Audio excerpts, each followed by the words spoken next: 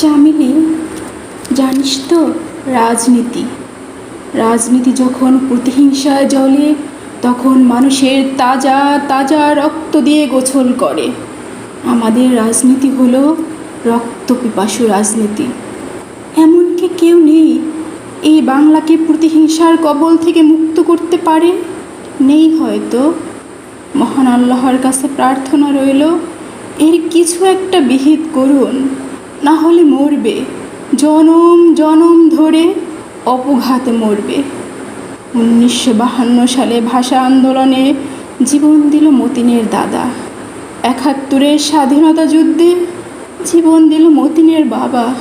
কত তরুণ, কত যুবক রাজনীতির চাকায় পিষে মরেছে। কখনো ওরা গাড়ি চাপা বলে চালিয়ে দিয়েছে, কখনো বা ছাদ থেকে পড়ে গেছে। প্রত্যক্ষ প্রতিহিংসায় জ্বলে খুনোখুনি